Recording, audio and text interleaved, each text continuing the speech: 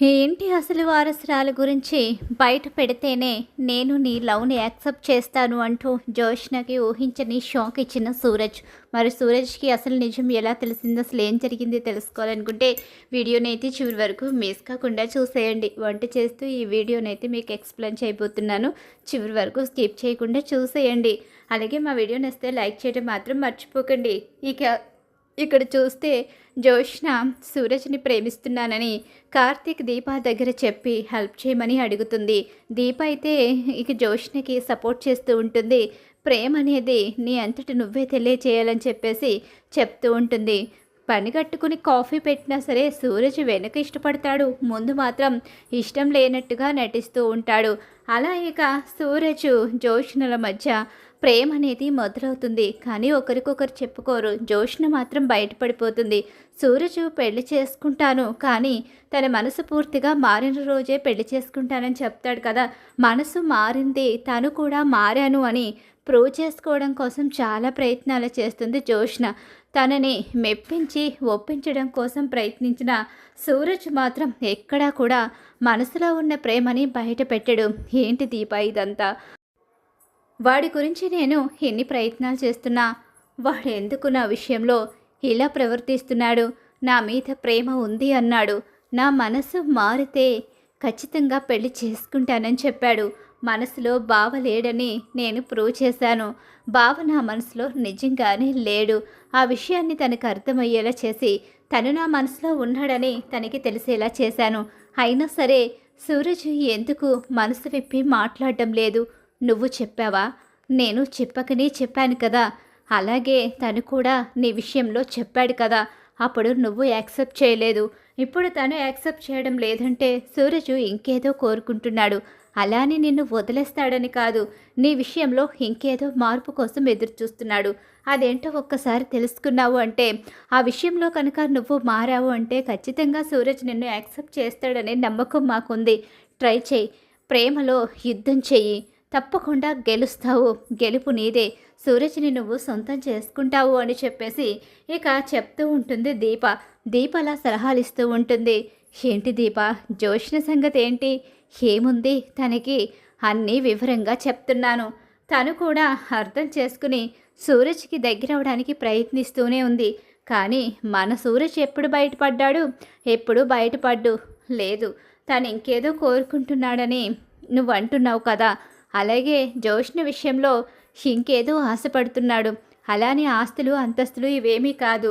కాకపోతే తను జోష్నలో ఇంకేదో మార్పు కోసమే ప్రయత్నిస్తున్నాడు. అందుకే బ్రో ప్రేమని బయట పెట్టలేకపోతున్నాడు అని చెప్పేసి కార్తీక్ అంటూ ఉంటాడు.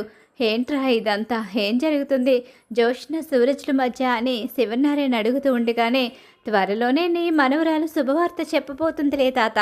త్వరలో నువ్వు కోరుకున్నట్టుగా మనవరాలు పెళ్లి చూసుకోవచ్చు. నీ మనవరాలు ఆల్రెడీ ప్రేమలో పడిపోయింది.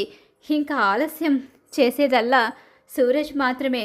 సూరజ్ ఇంక మన జోష్న ప్రేమని కనుక ఒప్పుకున్నాడు అంటే ఇంకా జోష్న మనకి శుభవార్త చెప్పి మెడలో తాళి కట్టించేసుకుంటుంది.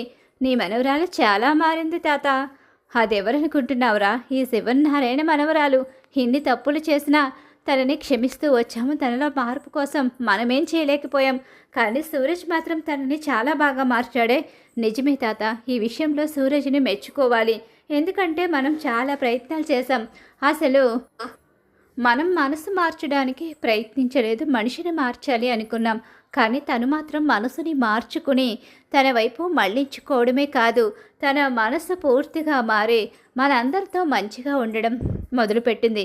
కుట్రలు కుతంత్రాలు వదిలేసి మనసుని ప్రేమ వైపు మళ్ళించింది.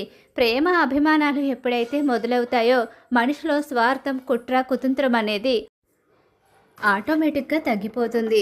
కాబట్టి మన జోష్నలో కూడా అంత మార్పు మన బ్రో అయితే తీసుకొచ్చాడు.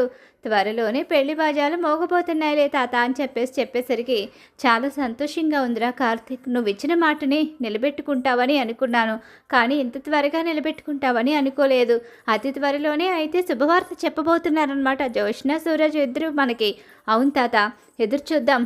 మన బ్రో ఇక సిద్ధపడితే మన జోష్న ఆల్రెడీ సిద్ధంగానే ఉందని చెప్పేసి చెప్తూ ఉంటాడు కార్తీక్. అయితే ఈలోగా జోష్న సూరజ్ చుట్టూ తిరుగుతూనే ఉంటుంది. సూరజ్ని ఎలాగైనా ఇంప్రెస్ చేసి సూరజ్ ప్రేమని గెలుచుకొని సూరజ్ మనసులో స్థానాన్ని సంపాదించాలని ప్రయత్నాలు చేస్తుంది. తన మనసు సూరజ్కి తెలిసేలా చాలాసార్లు ప్రయత్నిస్తుంది. సూరజ్ మనసును అర్థం చేసుకుంటాడు. జోష్న మారిందని సూరజ్కి అర్థమవుతుంది. ముందు మాత్రం బయట పడకపోయినా వెనకాల మాత్రం తన విషయంలో హ్యాపీగానే ఫీల్ అవుతూ ఉంటాడు. ఒకరోజు జోష్న మరింతగా ముందుకొచ్చి, ఎందుకురా ఇన్ని ప్రయత్నాలు చేస్తున్నా, ఎంతగా నా మనసులో నువ్వు ఉన్నావని చెప్పినా సరే, నీ ముందే మా బావని నా మనసులోంచి తీసేశానని చెప్పినా ఎందుకురా ఇంకా నువ్వు నన్ను నమ్మడం లేదు? నేను నీకేం అన్యాయం చేశాను? నేను నిన్ను ప్రేమిస్తున్నాను అని చెప్పి నీ వెంట తిరగడమే నేను చేసిన తప్ప. ఈ జోష్న ఎప్పుడు ఎక్కడా కూడా తగ్గలేదు. ప్రేమ కోసం కూడా జోష్న తల వంచలేదు. ఎంతోమంది నా వెంట పడినా సరే నేనెప్పుడూ కూడా ఆ విషయంలో నేను ఎవ్వరికి అసలు మనసు ఇవ్వలేదు. ఎవరిని నా మనసుకి తీసుకోలేదు. నువ్వు నాకు నచ్చావు, అప్పుడే మా బావని తీసేశాను. నువ్వు నచ్చావని ఎన్నోసార్లు నీకు అర్థమయ్యేలా చెప్పడానికి ప్రయత్నించిన నా మనసు నీకెందుకు అర్థం కావడం లేదు అని చెప్పేసి ఇక సూరజ్ని జోష్న నిలదీస్తుంది. అర్థమైంది, నీ మనసు ఏంటో అర్థమైంది. నేను చెప్పినట్టుగా నువ్వు మారావని అర్థమైంది. నేను చూస్తూనే ఉన్నాను. మార్పు కోసం నువ్వెంతగా ట్రై చేస్తున్నావో, మనసును ఎంతగా మార్చుకున్నావో, నన్ను నీ మనసులో ఎంతగా ముద్ర వేసుకున్నావో నేను చూస్తూనే ఉన్నాను. మరి ఇంకేంట్రా నీకు అభ్యంతరం? నన్ను పెళ్లి చేసుకోవడానికి ఇంకా ఏంట్రా నీకు సందేహం? నిన్ను పెళ్లి చేసుకోవాలి అంటే నువ్వు చెప్పవలసిన ఒక నిజం ఉంది. అది కూడా నువ్వు కాదు, మీ గ్రాని చెప్పాలి.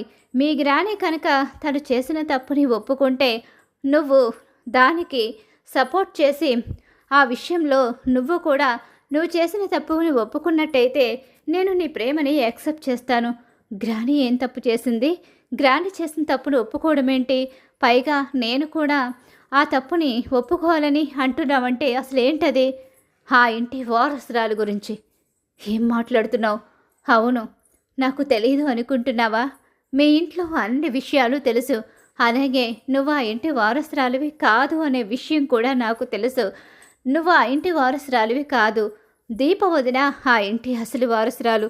అంటే బావా, దీప నీకు లేదు, నాకు వాళ్ళు చెప్పలేదు. నువ్వు మీ గ్రాని ఇద్దరూ మాట్లాడుకుంటుండగా నేను ఒకరోజు విన్నాను. కావాలి అంటే చూడండి, వీడియో కూడా తీశాను. ఈ విషయాన్ని నేను డైరెక్ట్గా మీ తాత ముందు బయట పెట్టేయచ్చు. ఈ వీడియో తీసుకెళ్ళి మీ తాతకు చూపిస్తే విషయం అందరికీ అర్థమైపోతుంది. కానీ నేను ఆ తప్పు చేయాలి అనుకోలేదు. మీ అంతటి మీరుగానే చేసిన తప్పుల్ని ఒప్పుకోవాలి. ఆ ఇంటి వారసురాలు గురించి నిజాన్ని బయట పెట్టాలి. ముఖ్యంగా మీ గ్రాని, ఆ తర్వాత నువ్వు. అలా మీరు ఇద్దరూ కూడా మీ తప్పుల్ని ఒప్పుకొని మీరు నీకు ఎలాంటి తప్పు చేయకుండా ఆ విషయాన్ని బయట పెట్టిన రోజు నిన్ను నేను యాక్సెప్ట్ చేస్తాను. ఆ ఇంటి వారసురాల్ని ఆ ఇంట్లో నిలబెట్టిన రోజు నేను నిన్ను ఖచ్చితంగా యాక్సెప్ట్ చేస్తాను. నీ విషయంలో, మీ గ్రాని విషయంలో మీరు చేసిన తప్పునికి వాళ్ళు నిన్ను బయటకు గెంటేసినా, నిన్ను అసహించుకున్నా సరే నేను నా గుండెల్లో పెట్టుకుని చూసుకుంటాను. వాళ్ళు ఎవ్వరు వదిలేసినా సరే నిన్ను ప్రాణం కన్నా ఎక్కువగా నేను ప్రేమిస్తాను అని చెప్పేసి సూరజ్ అయితే పెద్ద షాకే ఇస్తాడు. ఇక జోష్నకైతే సూరజ్కి అసలు నిజం తెలుసు అన్న విషయం అప్పటి వరకు జోష్నకి తెలియదు. అన్నిట్లో మనసు మార్చుకుని పెళ్ళైన తర్వాత దీప విషయం కూడా బయట పెడతానని ఆల్రెడీ దీప దగ్గర చెప్తుంది. పెళ్ళికి ముందే ఈ విషయాన్ని బయట పెట్టి నీ మనసుని పూర్తిగా మార్చుకుని మంచి దారి వైపు మళ్లించుకుంటేనే నీ ప్రేమని యాక్సెప్ట్ చేస్తానని చెప్పేసి సూరజ్ చెప్పేస్తాడు. ఏంటి నువ్వు చెప్పలేవు కదా? ఆస్తిని, అంతస్తుని, ఈ ఇంటి పేరుని వదులుకొని నీకు బయటికి రావాలని లేదు కదా? నాకు నువ్వు అవసరం లేదు. నాకు ఎప్పుడూ కూడా స్వార్థం లేని మంచి మనిషి కావాలి. ఆస్తి అంతస్తుల కోసం నేనెప్పుడూ ఆశపడలేదు. ఆశపడే వ్యక్తి కూడా నాకు వద్దు అని చెప్పి సూరజ్ చెప్పేస్తాడు. లేదు, నేను ఈ విషయాన్ని ఒప్పుకుంటాను. మా గ్రాని ద్వారాగా నేను నిజం బయటపడేలా చేస్తానని చెప్పేసి సూరజ్కి మాట అయితే ఇస్తుంది. ఇక జోష్న అయితే అలా జోష్నకి ఊహించని షాక్ అయితే ఇస్తాడు సూరజ్ అయితే. ఇంకా అసలు నిజం బయట పెడతానని, దీపకు పెళ్ళైన తర్వాత బయట పెడతానని మాటిచ్చిన జోష్న సూరజ్ ప్రేమ కోసం తన గ్రాని చేత నిజం బయట పెట్టించి తను కూడా తన తప్పుని ఒప్పుకోవడానికి సిద్ధపడుతుంది. మరి ఖచ్చితంగా రాబోయే కథలో ఇలా అయితే జరగబోతుంది. జోష్న అసలు విషయాన్ని బయటపెట్టి దీపే ఆ ఇంటి వారసురాలన్న నిజాన్ని వాళ్ళందరూ తెలుసుకోవాలని చెప్పి మీరు కోరుకుంటున్నారైతే వీడియోని తప్పకుండా లైక్ చేయండి. అలాగే మా వీడియో కనుక మీకు నచ్చినట్లయితే పక్కనున్న హై బటన్ మీద క్లిక్ చేయండి.